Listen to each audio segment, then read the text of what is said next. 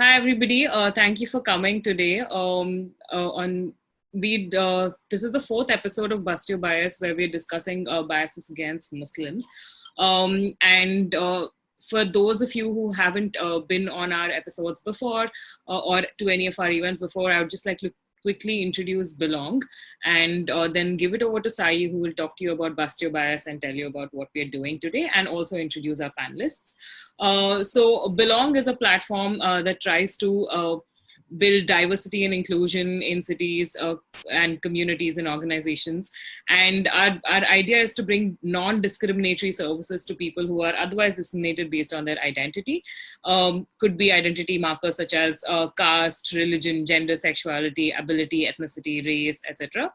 And we primarily have a few services that we run, and also a lot of community engagement activities that we do. We have a housing service that aims to bring inclusive housing to people who are discriminated, to tenants who are discriminated based on their identity while seeking housing. We are also running this thing called the Open the Door campaign, where we are aggregating 10,000 landlords across the country who are inclusive in this year, which is 2020. Then we have a Belong book club and library, which focuses on speaking about books and books that are themed around inclusion, diversity, identity, etc. And we regularly have author reading events that happen twice a week, I think, which you could check out on social media.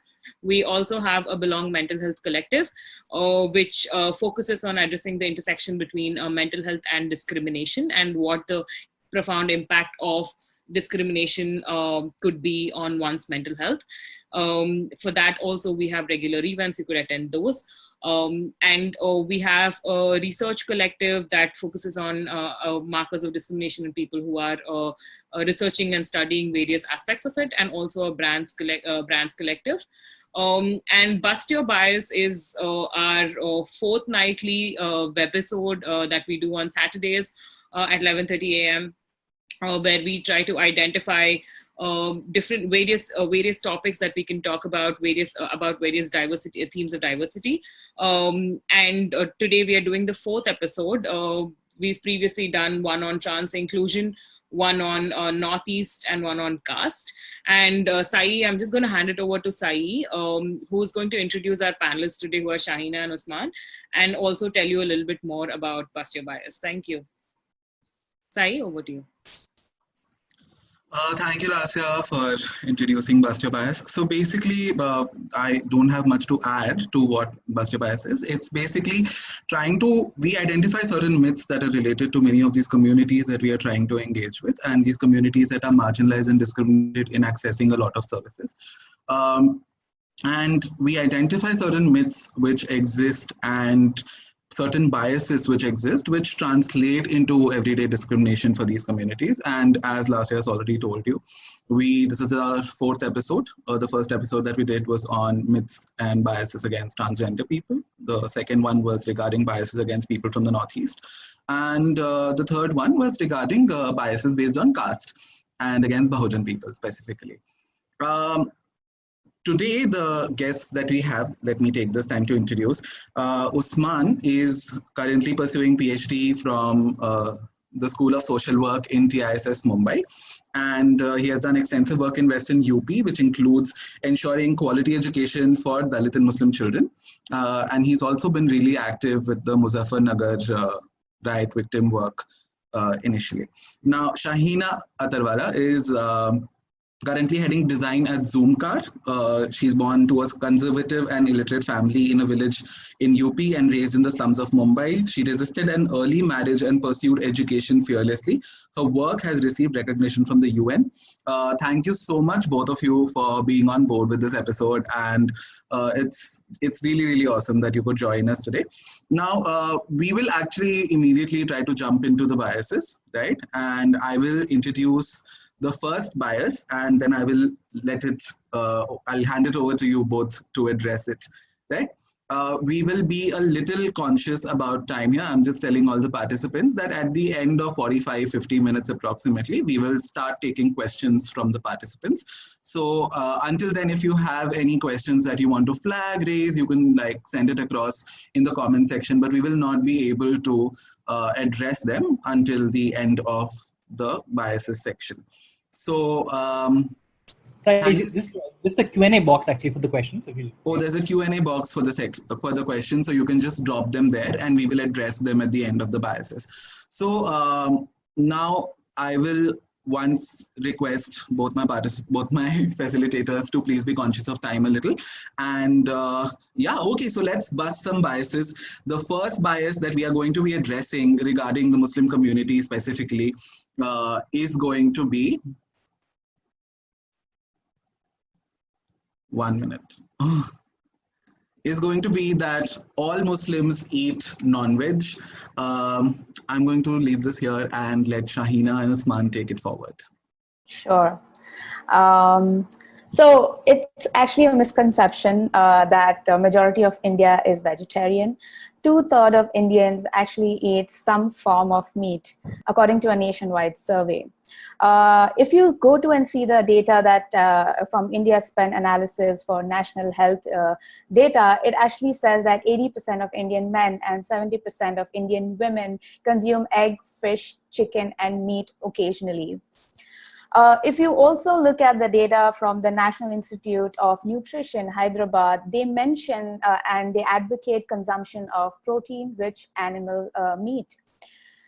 Dietary risk, which includes a poor diet, which is the 3rd biggest risk factor in death and disability in India after air pollution and malnourishment. This is as per the India Spend Report 2017.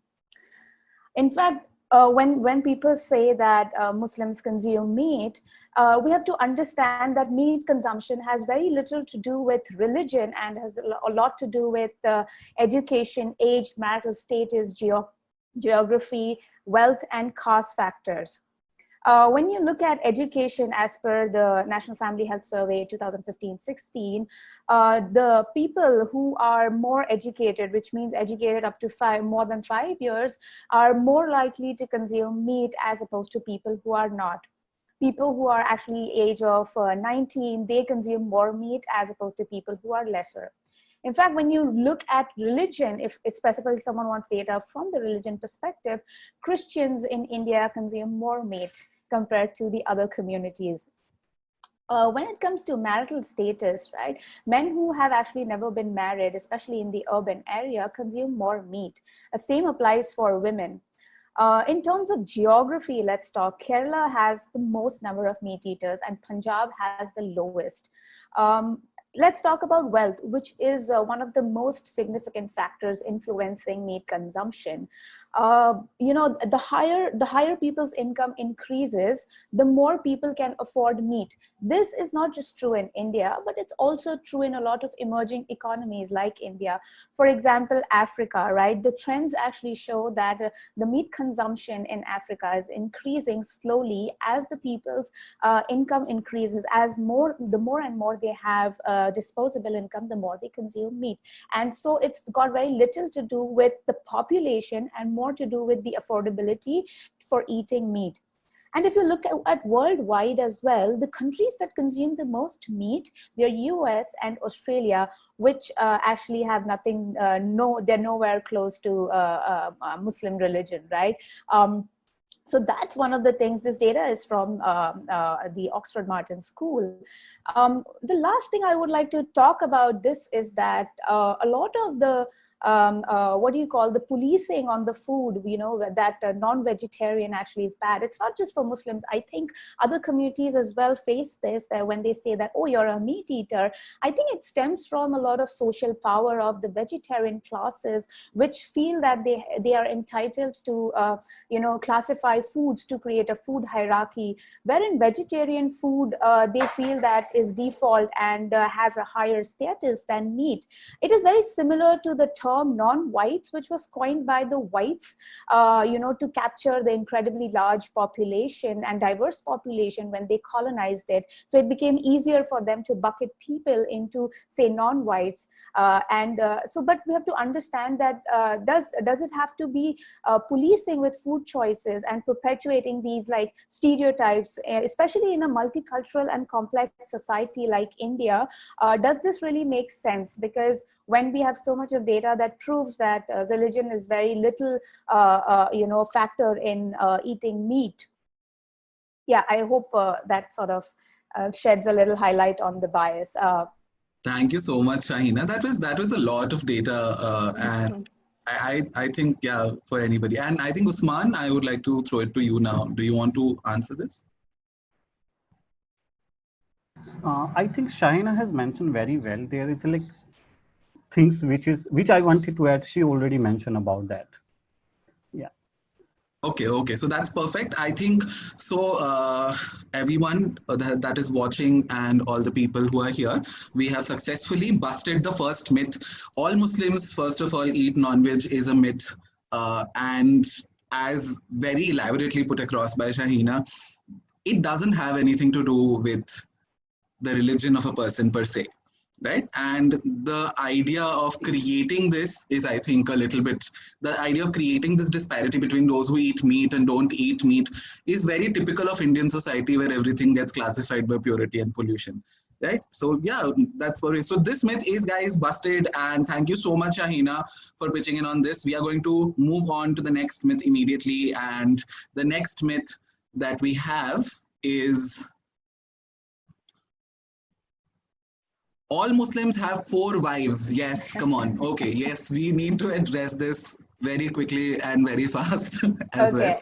Okay. Yeah, this is in fact a very interesting topic. So let me just talk about a little bit about polygamy and what Quran says. Very little to do with culture, but Quran actually does not encourage polygamy. There are 2 conditions.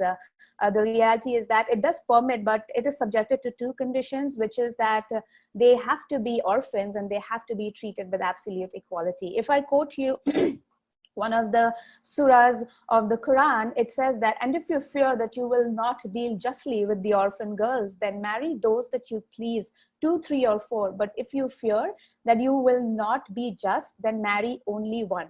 The polygamists, however, conveniently miss both the conditions. That is the only verse in Quran that refers to polygamy, and that too in the context of fair treatment to orphan girls. So the emphasis on the Quran is very clearly on polygamy. This is something that S.Y. Qureshi, who is the former Chief Election Commission Officer of India. Let me just take you through quickly what the data says in India. As per the National Family Health Data 2006, if you really look at the comparison of polygamy existing in different communities, Hindus have the highest number of polygamy, which is 1,71 lakh. Muslims, however, have 43,91,000. The interesting fact here is that after the 1950s Hindu Code Bill, which came into it, absolutely prohibited bigamy and polygamy in Hindus. But these numbers are actually after it is outlawed, which means that these, whatever these marriages are, they're technically illegal. Moving on to another data is that the highest number of polygamy is into tribal sections, which tribal section in India, which is as high as 15, and Muslims come very low in that. The lowest is Muslim polygamy.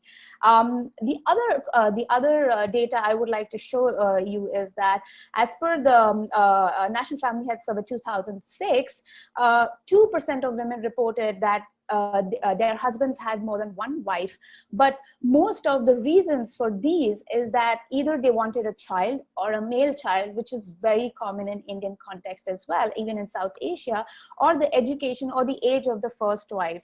So if you see that it has very little to do with partners and a lot to do with different aspects of why people want to marry, and religion absolutely has nothing to do here. In fact, one other point I would like to say here is that Islam very, very openly promotes family planning, and there are verses in its Quran which promotes it and which calls for fair treatment of every child. So if you just keep on producing child, you're definitely not giving them fair treatment. And as per the National Sample Survey Office 2011-12, Muslims are the lowest in terms of education, employment, average per capita expenditure, even lower than the SC and ST, which is the most marginalized community in India. And S.Y. Qureshi also goes on to saying that polygamy is technically not even possible at a large scale in India because the women to men ratio is 1,000 to 940. So that just becomes like a joke. The other is that Muslims are most backward in family planning practices, but the reasons does not lie in the Quran or Islam, but it actually lies in the economic backwardness of the religion, economic backwardness of the literacy, income, and better delivery of health services. So education here, I would say, is the key strategy. Thank you so much, Shahina. Okay, so that was a lot of information, guys, and also like it busts this myth about like polygamy something being very typical to like the Muslim community per se. Like looking at polygamy as a larger issue in India and looking at how Indian society till like the Hindu Code Bill etc. came into being was largely polygamous, right? And talking about the history, I think very, very interesting. Usman, do you have anything to add regarding this particularly? Yeah, actually, I'm completely agree with Shahina because it's very related to patriarchy rather than like religion. Yeah. So if it's like there is another myth as well कि मुस्लिमों के ज़्यादा बच्चे होता है because they have 4 wives. So इसका मतलब population तो ज़्यादा सऊदी अरब में होना चाहिए था rather than China and India. So like it's completely myth. So I completely agree. She has given lots of data and studies. So that's Yeah, very nice. this is also like a very huge political issue right now with the population census, etc. Yeah. You know? So yeah, exactly. So the point is that as Shahina and Usman both have said, this has nothing to do with religion per se, and this is a caricaturing of certain communities as certain characteristics of being polygamous, etc., which are then considered immoral in certain ways. So thank you so much, Shahina. This myth is also busted, guys. I'm sorry, all Muslims are not having 4 wives. One little thing that I would like to point out from the comments that are coming in is that if possible, Shahina, Usman, if you can just keep forwarding links of the data that you're quoting over here, that would be really helpful as resources for people who are in the participants, right? Sure. So keep doing that whenever you get time and however. We will now go on to the next myth, guys. I think we're going at a really good pace. I'm enjoying this a lot. So this myth has been busted that all Muslims have 4 wives, and we are going on to the next myth now. And the next myth is, all Muslims are dirty. All right. Okay, Usman, do you want to take lead on this? And please tell us why all Muslims are dirty, according to this myth. Can't hear you, Usman. Please unmute yourself. Yeah, sorry. So I don't agree with this kind of like myths or biases because it's very related to with the people of their literacy and like their education, their economic conditions, and the geography and the accessibility of the basic amenities rather than the religion, because there are so many studies. If you will talk about Muslim community, so like there is a Sachcha Samiti report which has done in 2005 and submitted to government of India. तो खुद justice Sachar बता रहे हैं उस report के अंदर कि जहां मुस्लिम कम्युनिटी रहती है, what kind of like infrastructure issues are there if you will go in any kind of ghettoization, not only India, even if you will go in abroad, जहां पे अफ्रीकन अमेरिकन लोग रहते हैं, वहां की situation was very different as comparison to white people. If you will go in China, so you will also find like in each city you will find like lots of ghetto due to urbanizations, okay, and in that urbanization you will find lots of infrastructure issues, and whenever it's come in the like that ghettoization, you will find there are lots of problems with schools, lots of problem with the like municipality work, lots of problem with drainage systems, lots of problem due to like lack of parking, lots of amusement facilities, which you will find easily in like what should I say, upper class or upper like caste societies. But the another thing which I wanted to mention, this is very related with the traditional work as well, because if you will find in each community the people who have been engaged in their traditional work which is related to any kind of like practices, like अगर लोहार काम कर रहा है तो it's very different as comparison to white collar services. तो वो काले कपड़ों में भी काम करेगा, वो काला भी रहेगा. If you will talk about Qureshi community, they are engaged in butcher and meat business. So even there is a one study when the like ये पूरा cow के meat को लेकर के there was issue was happening and it's still there. So there is a Muhammad Imran, he belonged to Ghosi community, and Ghosi is the community which completely depend on cow business. Like they have lots of cows, lots of animal, and they will go to forest. They will completely depend economically of that society. And he tell how this issue affected to that community. They are completely depend economically on those issues. And if you will go in like current issues which is related to COVID-19 कि मुस्लिम लोग जो है जो vendors है, vegetables vendor है, fruit sellers है, they are spitting, they are like mixing urine and lots of things in their vegetables, fruits. So there is a community which belong to lower caste, this Kujda community, which completely depend on selling vegetables and fruit sellers. So, and Sacha Samiti already mentioned there is a three kind of community in Muslim. So Muslim is not homogeneous community. It's also very heterogeneous community. They have Ashraf community which belong to upper caste. There is Ashraf community which called OBC. There is a Azral community which called Dalit Muslim. So who are Dalit Muslim? They have been engaged in traditional work rather than like any kind of things. They don't have that type of capacity, socio-economic conditions कि वो उस तरीके का business कर लेंगे जो इस dirt से रिलेट नहीं होगा. And there is another study like Christopher Jafflot has been talking about it, and even Harshmander also talked about it. Due to lots of riots, ghettoization is increasing in our country. So it's exists in everywhere, because like if you will find the community which is not, which is like linguistic and minorities in their own country. So in if you will talk in Indian context, so there is a lots of ghettoization which happening like due to communal riots. क्योंकि security is must rather than anything else. और जब कहीं पे भी गैटोइजेशन होगा तो जाहिर सी बात है जहाँ पे 5,000 की कैपेसिटी है वहाँ पे 5 लाख लोग आएंगे, तो definitely lots of the infrastructure issues would happen. So I'm not like it's completely myth. It's not related with the religion. If you will go in Dalit Basti, like each community associated dirtiness with the people who are living in socio-economic backwardness. Like अगर Hindu community की बात करें तो they are always the argument that Dalit are dirty.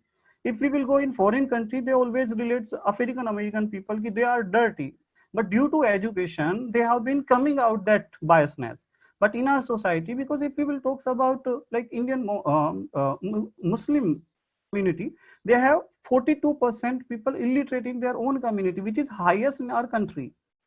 Even though SC ST से भी ज़्यादा illiterate, they are in Muslim community. So this is completely related with socio-economic conditions, urbanization, and basic accessibility of basic amenities rather than religion. So I don't agree with that, because if you will go, you are sitting in Delhi, right?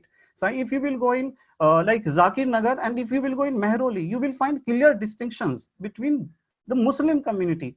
Mehroli community is much elite and classy community. They also belong to Muslim religion, Islam. And if you will go in Zakir Nagar, you will find the people are very living in very ghetto. So why this happening? Because this happening due to lots of issues which happening in each country. Yeah, that's so true. Thank you so much, Shahina. Do you have something else to add, Usman? I'm sorry for cutting you off. No, it's okay.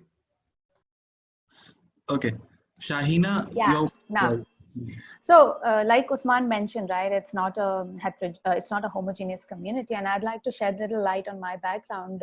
While I was growing up in a slum, right? I've been growing up, playing around on the garbage. I've been, I was surrounded with human feces, going to public toilet with dirty, and it's got very little to do with religion here, because then there's another basti around me, which is a Hindu basti. And if you know Bombay, if someone knows Bombay well enough, they know that it's just 60 to 70% slums. And if you're saying that, all of these people who are living in the slums are dirty, then that's a function of their environment and less to do with how they behave in their daily life, because now nobody wants to live in dirty, right? That's the whole point why Swachh Bharat campaign is already always started, because people want to live in clean societies. So I think it's very important to highlight the human aspect of this kind of bias.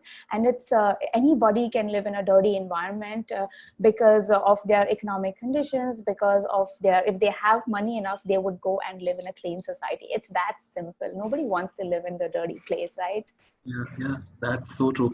Thank you so much, Usman and Shahina. Like, just to sum up, like it's very important to understand that to tag an entire community as dirty in India usually has connotations of just, it's outrightly a myth, right? There are, however, real reasons behind why a majority of Muslims are ghettoized, which Usman has so rightly pointed out through a number of different studies and data, and also profession-wise, how certain professions are considered more dirty and certain professions do not really consider themselves to be white-collar jobs per se. And there are a lot of traditional work that many communities in India are still doing. To criminalize this, to call it dirty, etc., I think is a myth that is extensively prevalent in times for a lot of communities in India. And I think I personally also learned a lot from both of you speaking. Thank you so much. So guys, like anybody who's listening in, if this myth you've ever come across or you've ever like felt this myth, please refer to the readings that both of these people, Usman and Shahina, have put out on the chat. We'll just go on to the next myth. This myth has been successfully busted, and we'll not go any forward than that. The next myth that we will be talking about in today's episode is that all Muslims are intolerant to other religions. All right. Okay. So this is a very stepping on eggshells moment, I'm pretty sure, given the present times. So yeah, I'll leave it to Shahina and Usman to take this forward.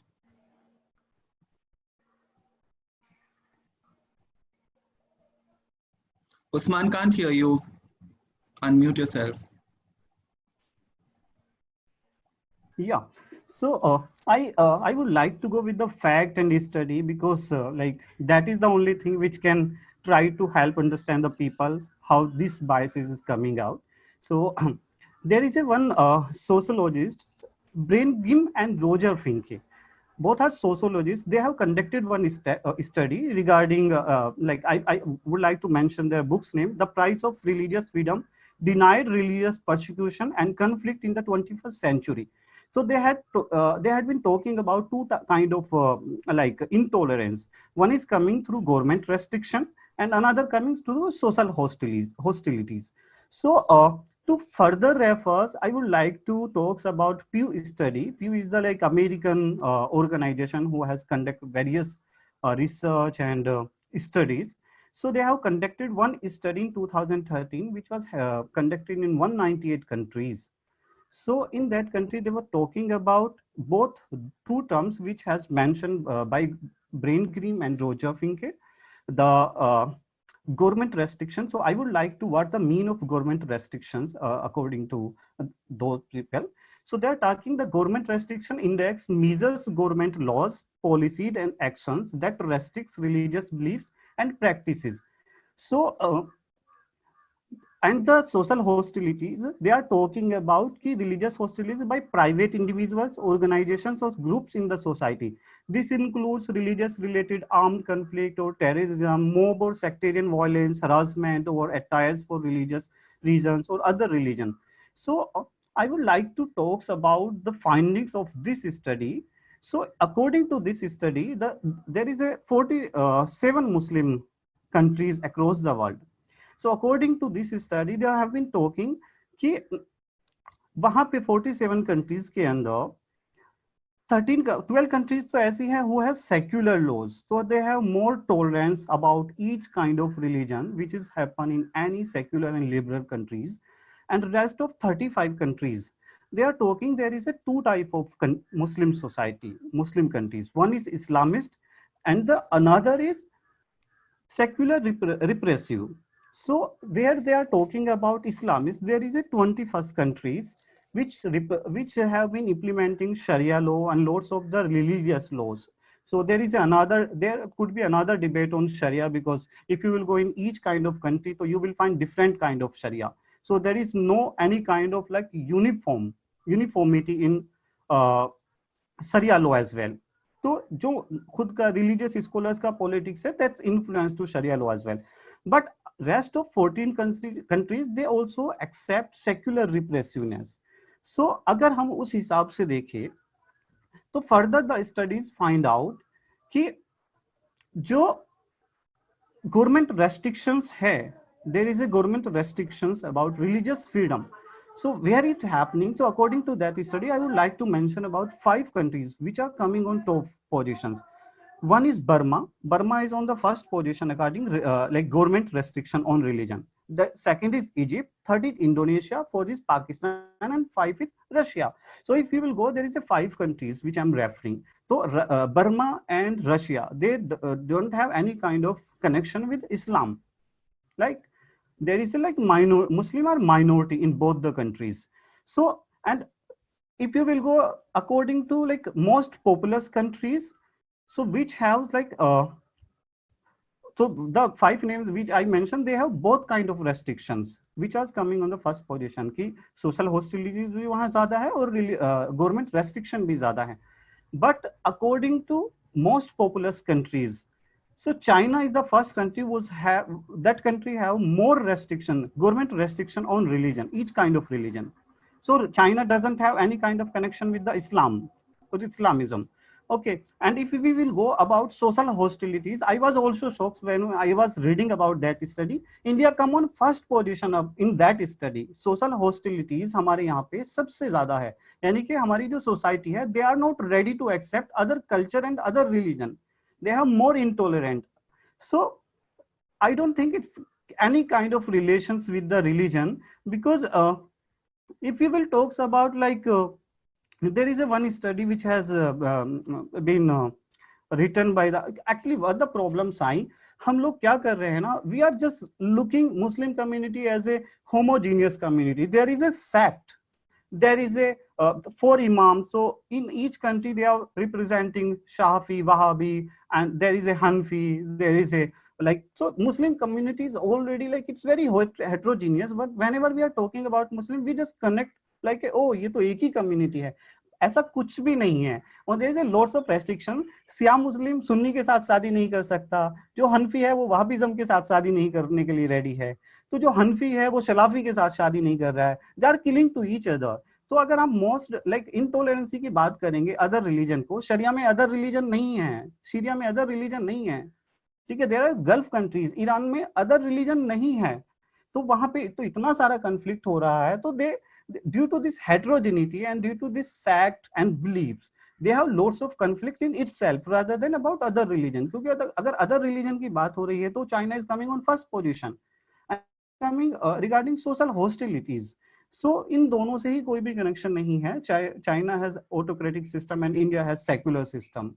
Yeah. So there another scholar, she has been talking about lots of Quranic verses, because there is a like Patricia Crone, so she has delivered one lecture about this tolerance about other religions in Islam. So she has given very, very wonderful things, because I was also like, because I don't know Arabic, so I also depend on Quranic translations.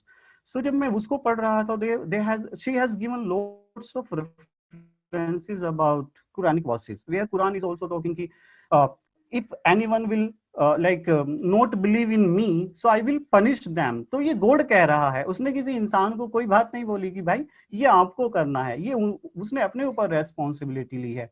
So I don't think there is any things which is related to religion. It's completely depend on their governments, and it's completely depend on their community, how they are accepting the other community, other religion and other faith. Yeah, thank you so much, Usman. Actually, that's a lot of information, to be very honest. Usman, there have been some requests for you to share the social hostility article. I'm going to share some links. so they can access the study. And just to sum this up, it's so true that, there are people who might be intolerant and they might be spread across communities. But we need to be continuously conscious of letting them represent us, or letting them homogeneously represent us. Similarly, how, I was born into a Hindu family, so I will speak from that context. There are a number of people who have a very intolerant outlook, but that does not mean they represent the religion or represent the people per se. So I really think it's very important for people to also realize that religious leaders many a times are not people who represent the ideologies. And within every religion, no religion is a homogeneous category.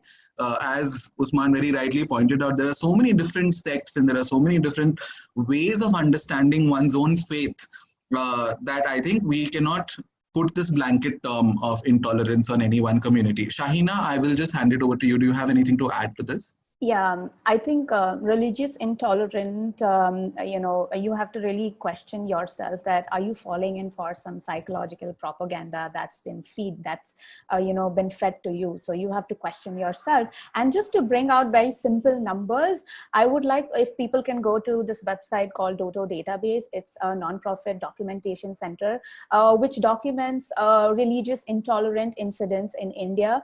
And if you see the majority of the victims, you'll be surprised, which most of them are Muslims and most are scheduled castes and scheduled tribes. So I would share the link, and if at your convenience you can just visit that, and it'll give you a very simple version based off who are the victims and who are the perpetrators, etc. So it'll be an eye opener, I hope. All right. Okay. So I think we have successfully and very logically with data refuted yet another claim at a very baseless bias. So thank you so much, Usman, for contributing in this. And thank you so much, Shahina, for sharing the link of the Doto database. And I think, yeah, this myth is busted. So we will move on to the next myth. And I think this is going to be the last. No, this is going to be the second last myth, I'm sure. All right.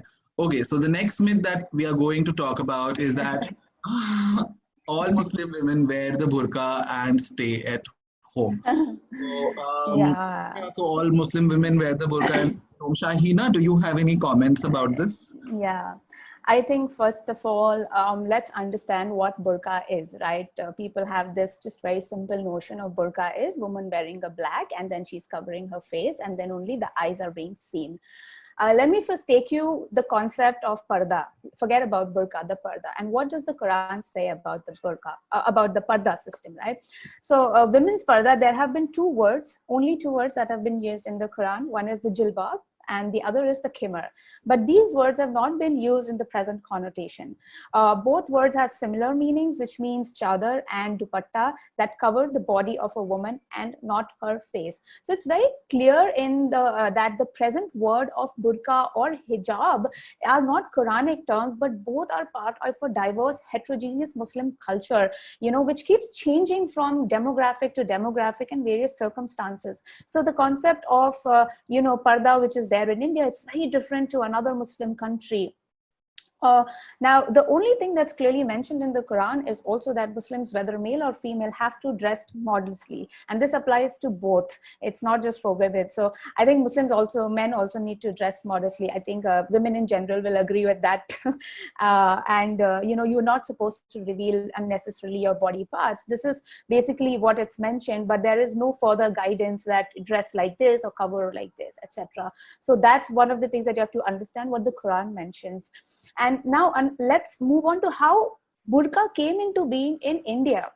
Because, India has its own history, part of diverse cultures. We've been living here together since hundreds of years together as Hindu, Muslim, Sikh. So the cultures have been overlapping over these years and we've adopted each other's culture, right? So just a small example, if you go to some parts of UP, Muslim women actually don't sindoor. Right, I'm from UP and I've seen it with my own eyes. So you don't understand how can a Muslim women do it? But we adapt to each other's culture, right? It's so demographically ingrained. The other is that during the 1970s, when Muslim men started traveling to Saudi for work, and Saudi across the Indian Muslim fraternity is considered as the most perfect country and to look up to follow what they are doing, etc. So we sort of started imitating what was happening there. So the Muslim women there, the Wahhabi culture there, they sort of had this culture of covering women fully, right? And so when you come back from a different country, you also get a lot of their culture. And then the Deobandi school of thoughts in India and the different religious sects, they started promoting these sort of burqa, where women have to cover their faces as well. But if you look at some of the majority countries, purely Muslim countries like Turkey, Uzbekistan, Kazakhstan, they do not encourage these burqa practices. It's actually an alien dress to them. So burqa is more of a reflection of a culture than the interpretation of Islam. If you look, the facial veil, which for women is something that exists both in Hindus and Muslims, but to what extent they have actually influenced each other is very unclear. Let me take you through the first exposure of Muslim culture to Indians is the Mughals. But when the Mughals actually came to India, historians have written about them that their women would not conceal their faces, right? They used to ride horses, they used to play polo, they used to even drink wine, but no, none of them really covered their faces. So that really speaks volumes about how Muslims today where they're getting these thinking from. Let's talk about women during the Prophet's time. Women during the Prophet's time, they were very active in different fields like business, agriculture, horticulture, social work, even in warfare. So it's not that during that time they were sitting at home. Now, where this, let me quote you two verses of the Quran which talks about gender equality. One is that you are members of one another, chapter 3, verse number 195.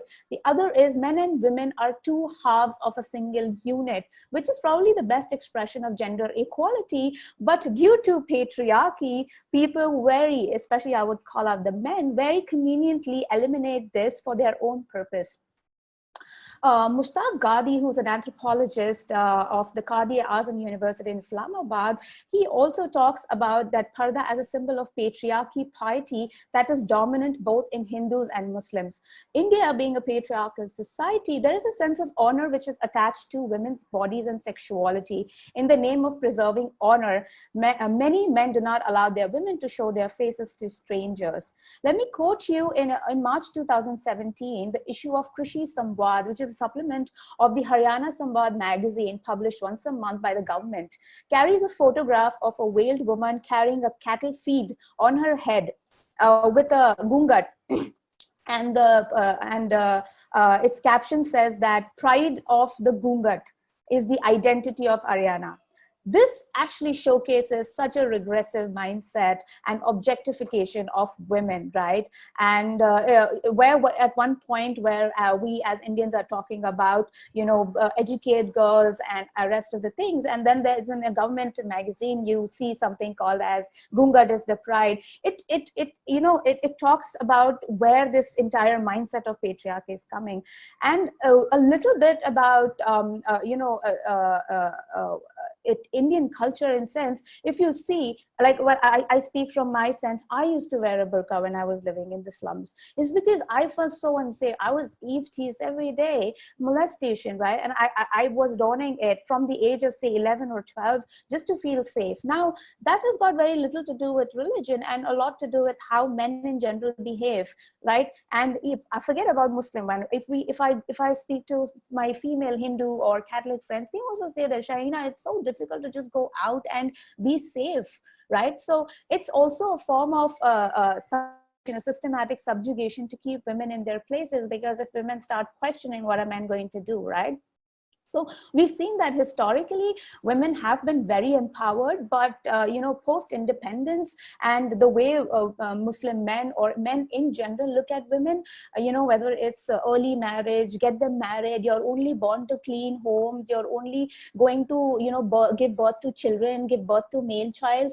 There's so much of bucketing of women in general in India which is done, and it's so difficult to come out of it. Like, my father did not want me to study because I was actually born to be a potential housewife, to clean someone's utensils and give birth to someone's children. And this is something, irrespective of religion. You'll go and see some of the Muslim women, they also have the same complaints. So I think keeping women in a limit, like आप अपनी हद में रहें, ये statement तो काफी औरतों ने बहुत बार सुना होगा कि सीधे जाए और सीधे आए, इसी औकात में रहें, etc. So you understand from these that burqa is a form of freedom of expression as well for few women, but it's also a form of subjugation or patriarchy, what some of the men that they use, right? Because, for example, if these religious sects, they had a choice of implementing complete burqa or bringing empowerment to women education, look at what they chose. They chose to put women in burqa as opposed to bringing power and empowerment to women education, right? So there's a lot of vested interests here that we have to be very careful about. When power and power play and vested interest comes into matchmaking, then it becomes a very deadly combination. Yeah, thank you so much, Shahina, for talking about like this is what I think is very required, and the need of the hour also, to talk about the problem in general, to talk about it holistically, and not to just identify, like, why are we even talking about like burqa and parda specifically in Muslim women? Like, why is that particularly a problem? I think we also need to address that. Why is it generally not a problem? Why are we not talking about it holistically? Why are we not looking at the history of it? So thank you so much, Shahina. Usman, do you have anything to add to this? Yeah, actually, Shahina already mentioned lots of the things. I just wanted to mention, Quran के अंदर 4 verses है, which is regarding the पर्दा, जिसमें से 3 मर्दों के लिए है और 1 औरत के लिए है. और औरत के लिए which is talking about like hiding to their private part. अब पहले तो हमें यही समझना पड़ेगा कि कितने मर्द अपने चेहरे को ढकते हैं या कितना पर्दा करते हैं. सो पेट्रियार्की किस तरीके से विमेन को सब्जुगेट करने के लिए काम करती है. बट जैसे हिस्ट्री शाहिना ने मेंशन किया है, बिकॉज बुरखा is not related with religion as well. भाई सऊदी अरब भले ही कितना भी क्लेम करता हो कि he is the purest Islamic country, but it is not. जैसे I was reading one thesis which has been done by one Egyptian woman. She has done like Muslim women in like women in Islam. So she was talking कि Saudi जो पूरा gulf countries है ये dessert में है. तो जब पहले बहुत तूफान आते थे, हवा चलती थी, तो लोगों के ऊपर रेत आता था. तो whenever they go out, they used to cover their face and all the clothes. Even तो मैन भी करता था. आज में आप देखोगे तो वहां जो मैन जो पूरा स्कार्फ रखता है सर पे, it is not related with religion. It is related to the geographical things. Yeah. So ये हमें पूरा समझना पड़ेगा. और बुरखे का जब हम बात कर रहे हैं कि all women, तो पहले हमें ये भी समझना पड़ेगा कि all women, like Muslim is not, I'm using again that term, Muslim not is homogeneous community. जो women पढ़ ली है, प्रोफेसर है, she is participating as a model, she is playing as an actress, how she can be like wear burqa? So it's completely related with the like other kind of like patriarchy rather than religion. Yeah, that's so true. Thank you so much, Usman, for putting that across. Firstly, I think this myth is on one hand completely busted, for sure. Thank you, Shahina, for actually putting this into such a beautiful context and being so articulate about it. So yeah, I think this myth has been busted, and we are moving on to the next myth. This is the last myth, guys, and after this we will start taking questions, so you can please put in your questions into the comment section or the Q&A section. And the last myth that we will be addressing in this session of Bust Your Bias is that all Muslims are regressive. Yeah, so Usman, I'll just like put this across to both of you, Usman and Shahina, to take this forward. Yeah. Yeah. So actually, first we have to understand what is regressiveness. Okay, but it's mean ki you are not adopting modernization, you are not allowing to women for education, you are practicing child marriages. Okay, so I'll go one by one issues. Okay, and we will try to find out it is related with religion or anything else. पहले आप अगर there is a one study which has been done by the UNICEF regarding child marriages.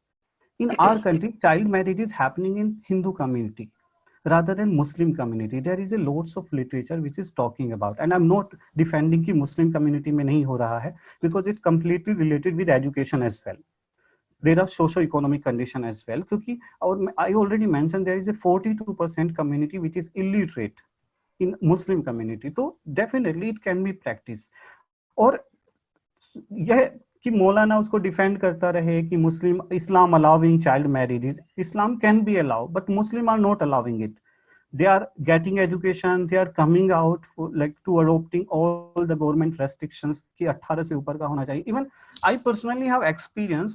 पहले जब मैं छोटा था, because I also belong to very like poor family in the rural setup where all are Maulanas rather than like the people who have modern education. I'm the first person who got modern education in my entire clan, from mother side, from father side.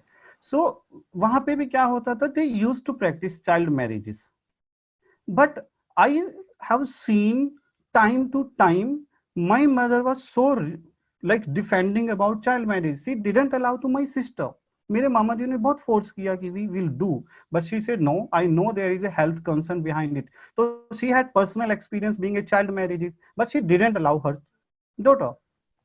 So it's very related with education. Now if you will go like I talks about girls education. So girls education को अगर आप देखें अभी भी Indian society में the people who are very conservative and traditional practicer, they are not allowing women for further education. But I will try to break this myth. There is a All India Higher Education Survey 2019. According to that, Muslim participation in higher education is 5.3%. In that, Muslim women have more participation rather than men. यानी तो आप यहीं पे समझ सकते हैं कि तो जितने भी लोग पढ़ने के लिए आ रहे हैं उसमें भी मुस्लिम वीमेन का पार्टिसिपेशन ज्यादा है.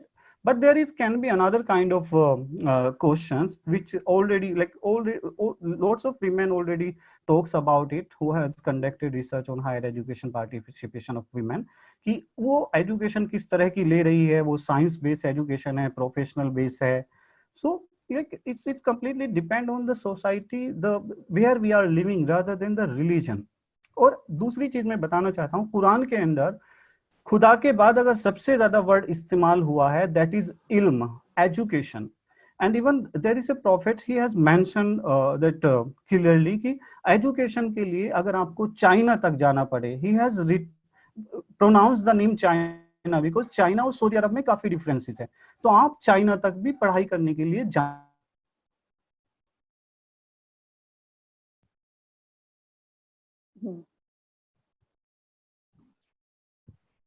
I think we have Usman. It was disconnected. Yeah, you're back. You're back. Continue, please. Hello. Yes, Usman, we can hear you. Sai, are you listening me? Yes, yes. Hello. Usman, we can hear you. Hello. Oh. Hello, Sai, are you listening me? Are you getting? Yes, yes. Yeah, we can hear you. I think we lost him. Yeah, I think we lost Usman. We can dial back. I think you should dial. Yeah, Shahina, do you want to take this forward? I'll just add a little bit here that, as per the All India Survey of Higher Education 2014-15, the Muslim enrollment in the higher education is actually very less. It is the least, which is around 0.5%. Even the scheduled castes and scheduled tribes have 18.5%. And this sort of perpetuates this vicious circle of poverty, right? So if you really look at how people behave, it's got a lot to do with their background. So the lower level of illiteracy means lesser job opportunities, lesser income, lesser standard of living, and lower level of education attainment because of the higher cost of education. And then the cycle continues, right? The people are not able to come out of this cycle. So these people are actually at the lower level of spectrum. What kind of progressiveness did you even expect from them, right? They will actually, if you go and tell them anything, they'll even believe it. And that is why a lot of these people, they've been like misled, and these religious people or even the propagandic people, they make use of them because they cannot apply their mind into logical thinking, right? Because they've not been even given that opportunity to educate themselves. And with the lowest level of expenditure, even below the Dalit community, it speaks a lot about how can they even come out of this cycle of poverty and regressiveness. Yeah, Usman, you can take over. Yeah. So uh, thank you for taking charge, because I think problem is there. So I was talking about, so if you will talk about, there is a caste principle as well in Muslim community. I already mentioned, I already share links about that. So maybe people will read it and they will find how things affect the Muslim community in itself. So I will, there is another thing, like Dekho, there are so many positive stories, but we don't talk about that. There is a first Indian Muslim woman, there is a like woman who has like who become the pilot. She was a Muslim. Okay, whenever Bollywood came, तो पहले बॉलीवुड में gender का जो women का role होता था, man used to play. उसके बाद जब पहली विमेन एक्ट्रेस आई, she was Zubeida, she was Muslim women. So अभी तक आप बॉलीवुड इंडस्ट्री में देखेंगे या म्यूजिक इंडस्ट्री में देखेंगे, तो पहले मुस्लिम women were dominating in 1885 to 1995. In that study, she was also talking about ki Muslim women, Muslim education participation was much higher rather than other community in India. So किस तरीके से धीरे धीरे it's declining after partitions. Lots of the upper caste Muslim went to Pakistan, and India में mostly like the people who are belong to lower caste, they Yeah.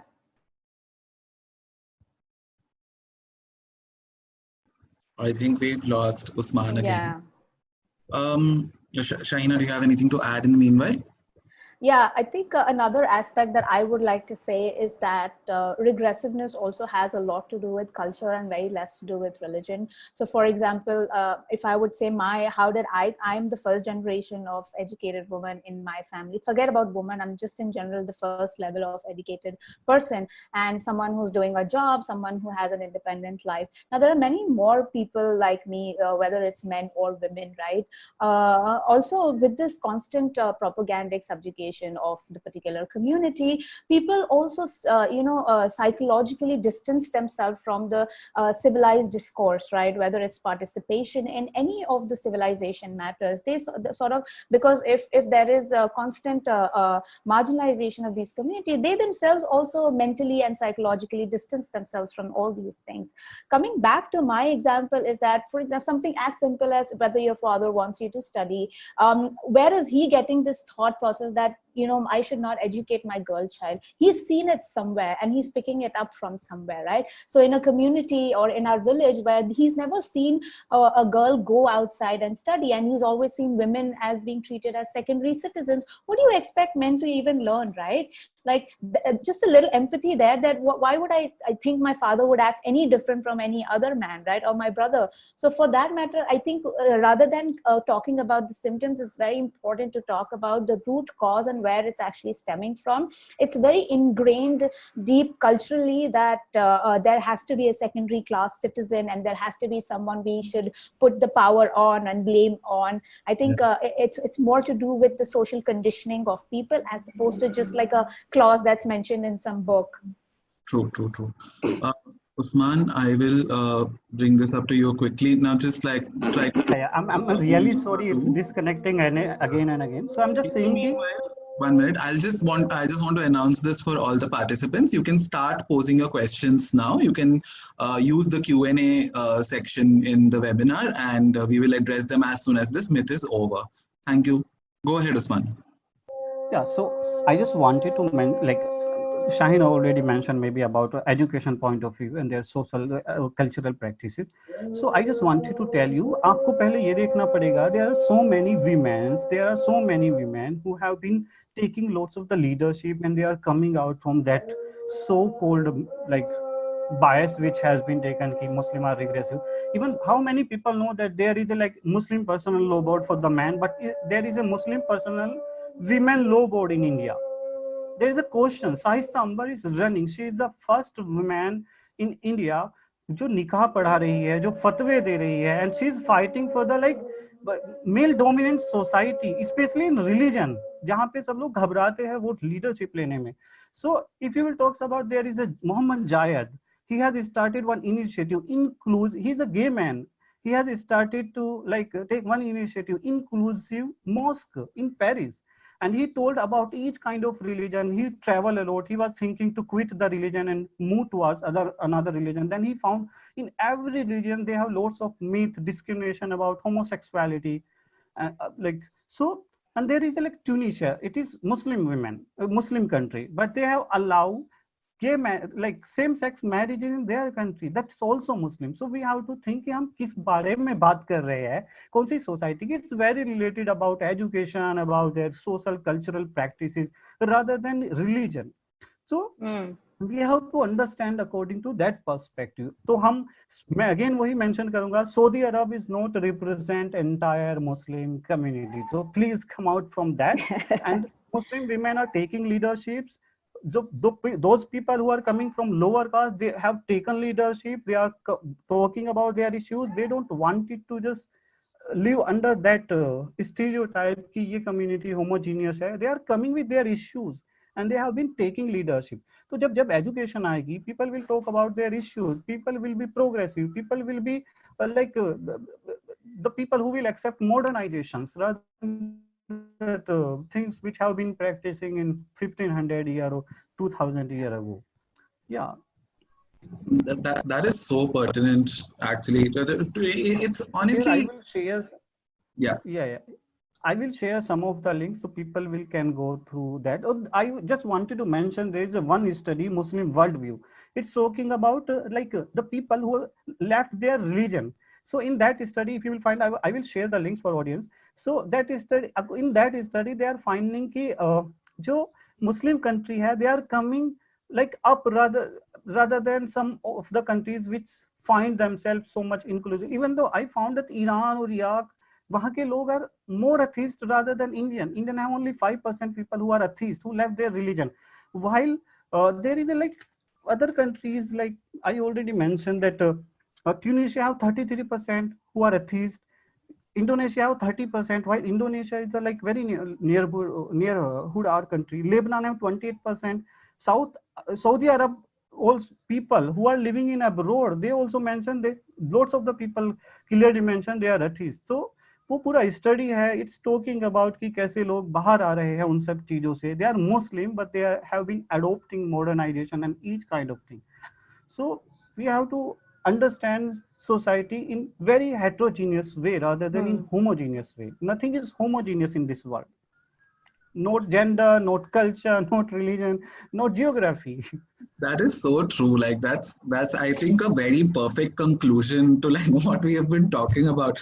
That this imposition of homogeneity, like this considering of all people within certain communities or sects as uniform, as people having similar thoughts, etc., is really problematic. I would actually just like to add one thing, that many a times what happens is that when we tag a community regressive, what we are doing is we are refusing to let the community become progressive on its own, right? We are promoting there being a possibility of defensiveness, etc. Like many cases where in Lebanon recently, I was personally very inspired by seeing a number of activists in Lebanon coming out on the streets and openly raising slogans against homophobia, transphobia. And I think it was beautiful that, you know, something like that happens. In Sudan, the cases that we have been seeing where women are leading a lot of different movements against undemocratic governments. Now, all of these progressive instances within certain communities are usually avoided, which I think is a problem and which people need to see holistically before believing in such myths. And these myths are being politicized, they're being used to create a certain kind of perspective about communities. And these kind of perspectives are being built about various communities these days.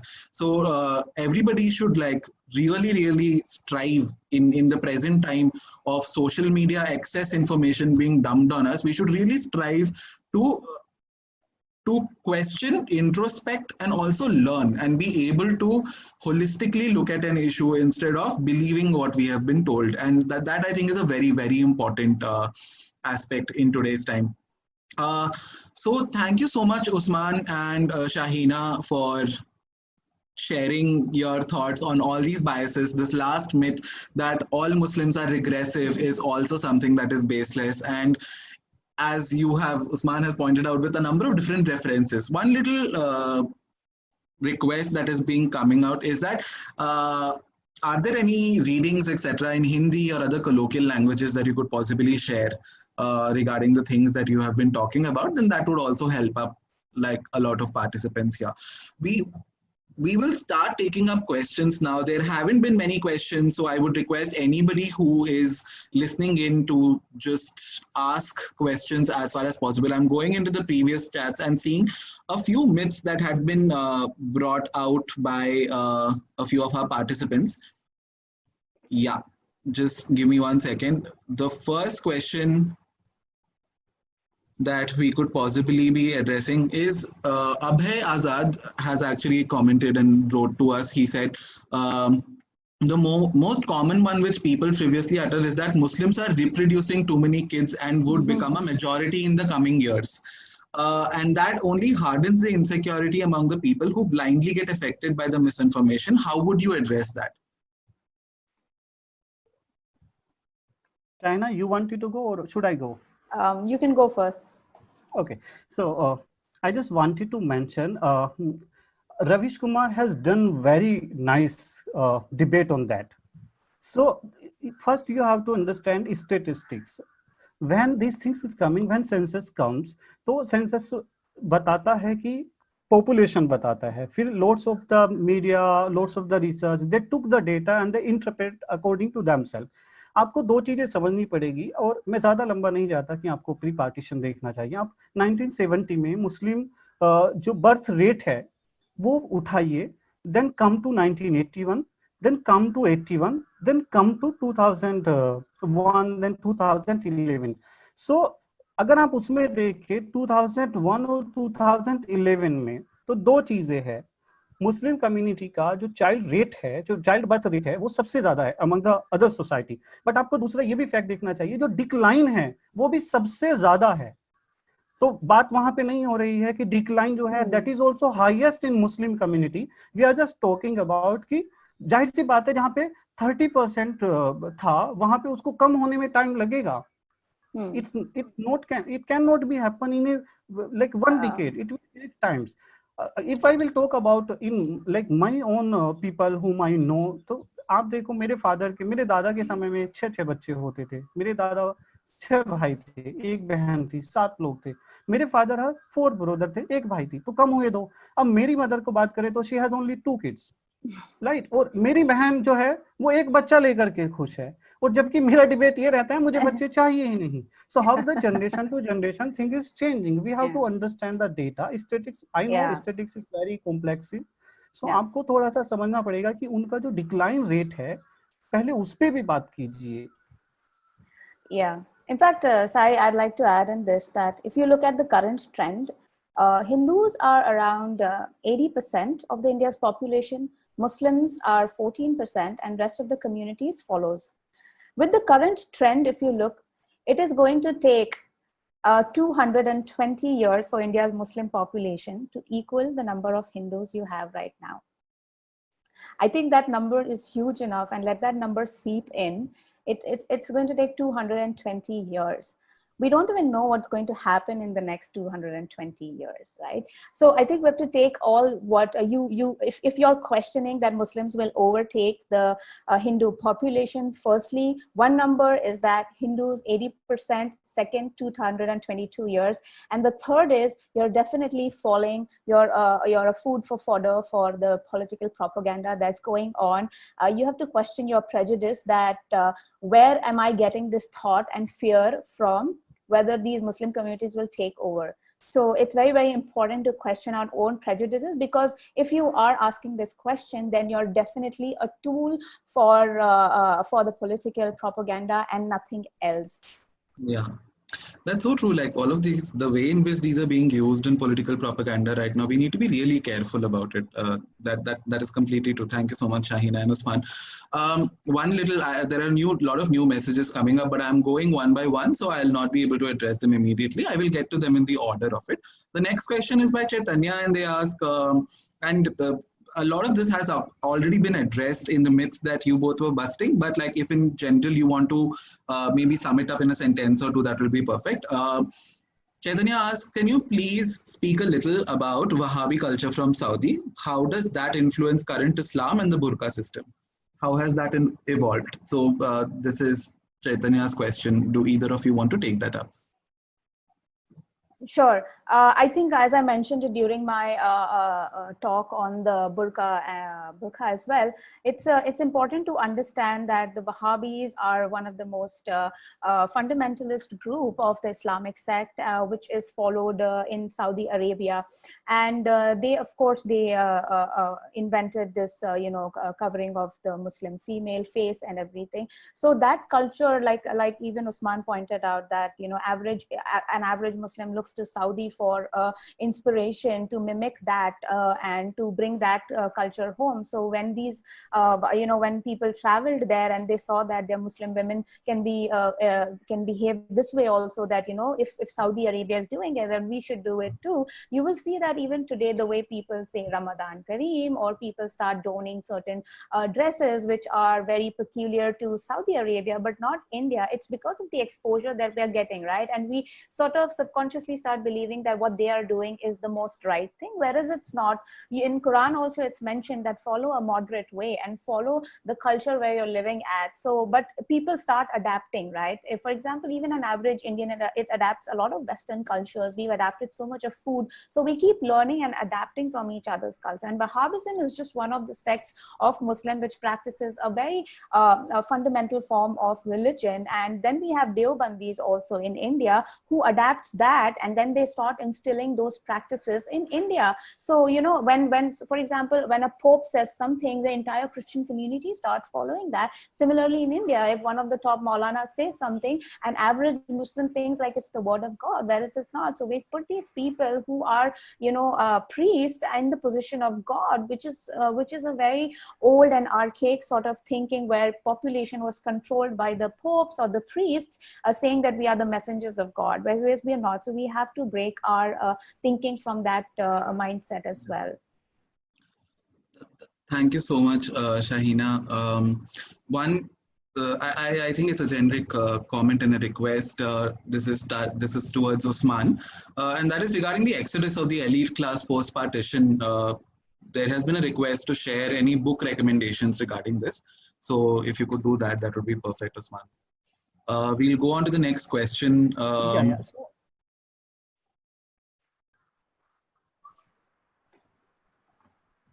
do you have anything to add in the meanwhile, Usman, regarding what Shahina said or regarding the book recommendation? I just wanted to mention the book's name. Yeah, Neeraj, go ahead. No, I'm just saying there's 6 or 7 questions on the Q&A thing, so you can maybe even look at that. Okay. There is a 2 books. First, आपको पढ़ना पड़ेगा. There is a Hindustan में मुसलमान and जात पात. तो book in Hindi and English बहुत. और एक बुक और है जो आपको मैं भी थोड़ा सा रिकलेक्ट कर लूं माइंड में. There is also about which is talking about partition Muslim. Yeah. So then you will go through. I will write the name here. Okay. The next question is from our participant Shivangi Singh, and they write, kudos to both of you for breaking the status quo in your situations. Thank you for educating us. How do you recommend taking this awareness to grassroots and helping the common misled Indian?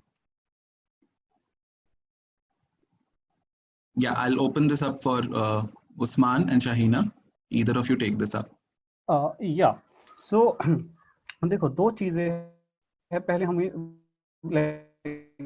it's not only about me, you can also do that work if you will help to Muslim community to access the education and especially higher education. Muslim community, there is a, like only 5.3% participation in higher education, which is very thinkable कि ऐसा क्यों हो रहा है. There is a Sachar committee reports came in 2005. It has given lots of recommendation to government. फिर उसके बाद 2008 में कुंडू कमेटी has talking कि जो रिकमेंडेशन हुआ था उस पर कोई बात ही नहीं हो रही है. Government has been not taking any kind of decision on that. तो अगर मुसलमानों को आप देखेंगे तो मुसलमान दो चीजों को like if being Indian Muslim मैं कुरान को पहले मानता हूं, उसके बाद I consider as a holy book to Sachar committee report. It's talk about so many things. So आपको मुस्लिम कम्युनिटी को एजुकेट में help कीजिए. Whenever they will get education, they will come out from each kind of problem. Education, as Ambedkar said, education is the tool to come out from their plinth. So जब मुस्लिम community को एक बार education में help हो जाएगी तो I used to do this in my community, this my in society, my family.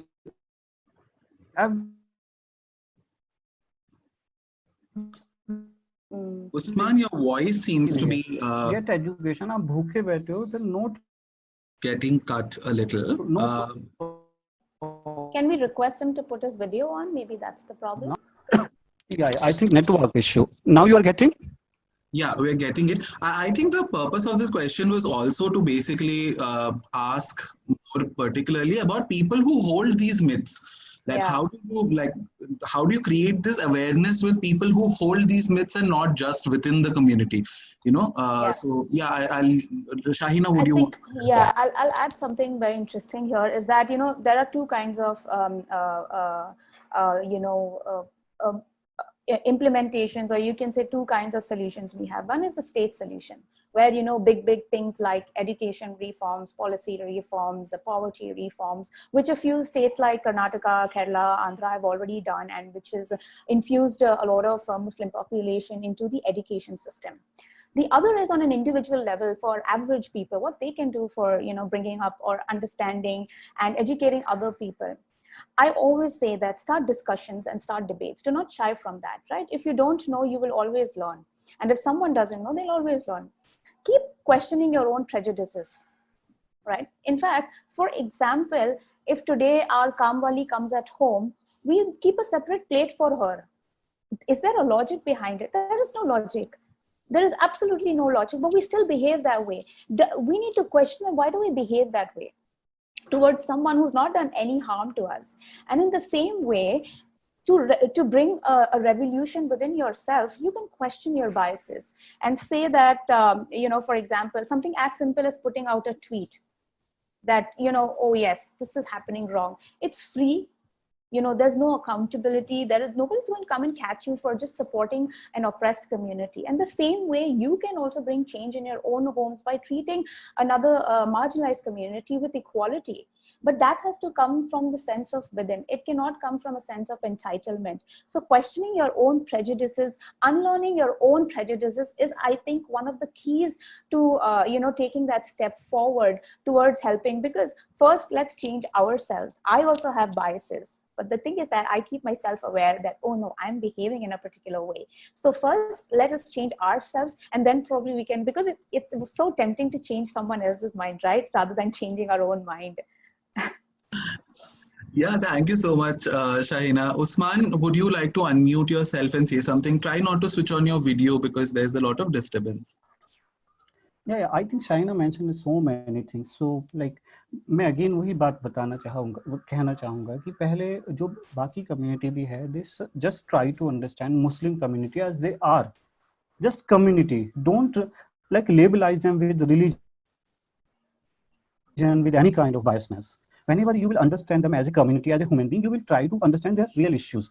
So, हो क्या रहा है, we are just like, I found lots of the researchers who have lots of already perception कि how Muslim women are, how Muslim are. So community first try to understand Muslim community as I think we are still receiving a lot of disturbance, Usman. To please try to reconnect. In the meanwhile, we'll just go on to the next next question that has been asked by Atika Ahluwalia, and they ask, if there was the top one thing that you wish non-Muslims did or said to help combat biases against Muslim, what would it be? Shahina, do you want to take this up? Sure. I think it would definitely be education, because I'll just put through a small survey based on the National Sample Survey, NSSO Labor Force Survey, which mentioned that in the last 15 years, around half of the Muslim population is either illiterate or they have only got primary school education. That's a whopping number. Half means they're so dispensable, right? So I think other communities should not only propagate and promote education in their own community, but the well-being of an entire nation is only dependent on educated individuals. So you must promote education, whether it's by sponsoring someone's education, whether it's by just putting forward an email to somebody to allow it could be anything, but only focus on education. Rest of the things will follow. This is one thing that if it's in place, every community is definitely going to thrive. Yeah. Thank you so much, Aina. Usman, yes. Can you, yeah. So do you want to say this? So the question that was there was that if there was one thing that non-Muslims did or said to combat biases against Muslims, what would it be? Like single line answer type.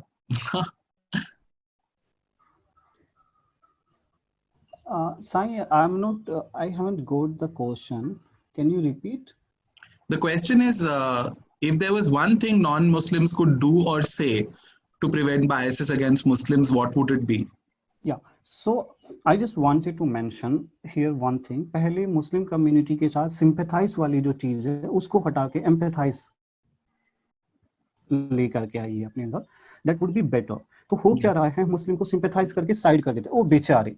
No. और अगर बेचारे word किसी भी community के साथ जुड़ेगा, we are already like snatching lots of rights being a human. तो पहले उनको एम्पैथाइज कीजिए, उनको जो भी उनके इश्यूज है, try to help them to understand their issues and to come out with the solution and to try to find out the solution. It's at both way, being a like in so government as well and being a society as well. All right. Okay, so we will go on to the next question immediately, and that is Asim Rais ask. They say, in this growing spread of Islamophobia and Hindutva ideologies, I think we need resourceful material, articles focusing on the things that unite all communities, so that we can learn that on the core of it, all of us have the same values. This would contribute immensely to curb the growing indifferences or differences. This I think is like the perfect example of why even we are doing this show and why we are here to talk about this. As there is nothing to answer, I think I'll just let this go. Thank you so much, Asim, for pointing that out. It's a very, very pertinent point. I'll go on to a question by Chaitanya who asks, can you shed some light on the socio-economic and regional connect in the Muslim community? Are there certain regions where you see socio-economic challenges being the least? Sure.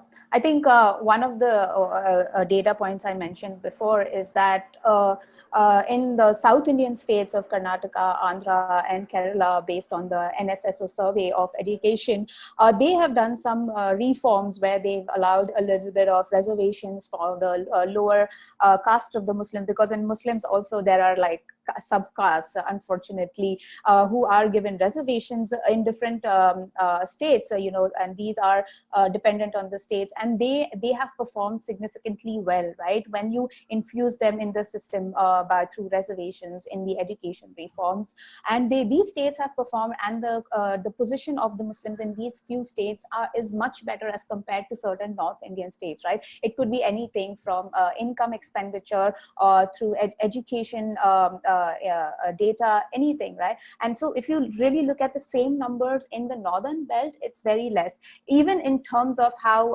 the status of women in the Muslim community compared to north and south. So there are states who are doing fairly well in terms of regions, and there are states who still need that push, maybe from the state reforms to bring these kind of reforms. So there are already solutions that are available, and maybe if states start implementing these by just like, picking up the same sort of framework and implementing in their own states, it will definitely benefit to these communities. Yeah. Usman, do you want to come in here? I'll just repeat the question once. Can you shed some light on the socio-economic and regional connect in the Muslim community? Are there certain regions where you see socio-economic challenges being the least? If you will come in UP and Bihar, so you will find there is a least like in each way, education participation. Even there is a new state, Uttarakhand. When I was doing literature regarding my PhD, so I found Uttarakhand has achieved so many indicators in development, while they are very left behind in the higher education participation of Muslim community. They are coming at the end in that list. So I was very shocked कि what kind of development we are thinking. So जब हम Muslim like, so if you will go there, as Shahina mentioned already, I will not go in that way. Southern state को आप देखोगे और northern state को आप देखोगे, तो you have to just try to understand कि why these things remain here and why the Muslim community have been growing very well in southern state. So first, whenever we will understand that politics, the government initiative, as Shahina and me already mentioned, कि ये दो तरीके से चीजें हो सकता है. जब government का सपोर्ट भी उस वे से आएगा और कम्युनिटी का सपोर्ट भी उस वे से आएगा. और first, I am repeating again, try to understand Muslim is not homogeneous community, because जब रिजर्वेशन की बात आती है तो वी थिंक कि मुस्लिम कम्युनिटी के लिए मांगा जा रहा है. No, there are loads of caste in Muslim community. As I already mentioned, Dalit Muslim deserve that, because these are the community which are suppressed, which are oppressed, which are very सो यहाँ reservation की, affirmative action की उनके लिए बात होती है इन any way. Yeah thank you. All right. Okay. Thank you so much, Usman, for that. One little another question that has come about, and I'm just like going to issue like a generic trigger warning for this. So the question is, and if you want to address it, you can. Otherwise, you can let it be. I'll leave that to the facilitators. So this isn't specifically about a myth, but I was wondering if any of you could throw light on the current state of female genital mutilation in India within the Muslim community, whether it's improving or getting worse, and steps being taken to end the practice. Yeah, I just wanted to mention here. Should I? Yeah, please go ahead, okay. Usman. So first, whenever you are talking about genital mutilation, it's not happening in entire Muslim community. So I already mentioned you have to understand Muslim as a heterogeneous community. It's practicing in India in Bohra community. But if you will find in like recent few years, the women have been talking about it. They are raising the issues. Even when RPM went to Bohra Mosque in Madhya Pradesh, so everyone like wishing maybe RPM will talks about that progressive thing. Anyway, that couldn't place, but as Muslim women are coming out about that issues, so in few years maybe lots of women will come as like I already mentioned, औरत पढ़ रही है, लिख रही है, a new solution in like under the constitution values. So I just wanted to mention it here कि जो women they are fighting, yeah, they need more support from the society. They need more support from the state as well. At least people will talk and they will get some solution about this problem. Yeah. Shahina, do you want to comment regarding this quickly? Sure. Firstly, there is no mention of this in the Quran as well. The other thing is that there are a lot of social aspects which promote these kind of practices. One of them is that and one of the main reason is that it's stemming from the thought that females should not enjoy a higher level of sexual enjoyment, as we can say, and that's where it comes from, right? right? That again, the same point like I was mentioning earlier is that patriarchy and the subjugation of women, because women actually don't have any say in this.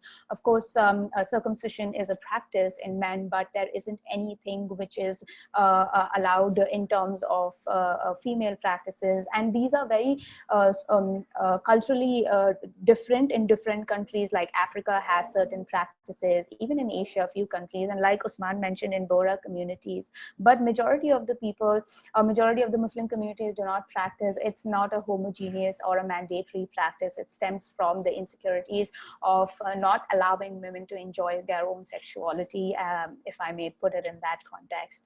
That's where it originally stems from. Yeah. Thank you so much, Shahina and Usman, for addressing this. There's one request specifically to Usman, that could you please repeat the book recommendations that you were giving regarding the exodus of privileged Muslims shifting to Pakistan post independence. So at that, I think we have come to an end of not just our myths and biases, but also of this session. And we have also addressed all the questions to the best of the ability. Firstly, Usman, do you want to quickly come in and tell us the name of that book, maybe, so that the participants can listen?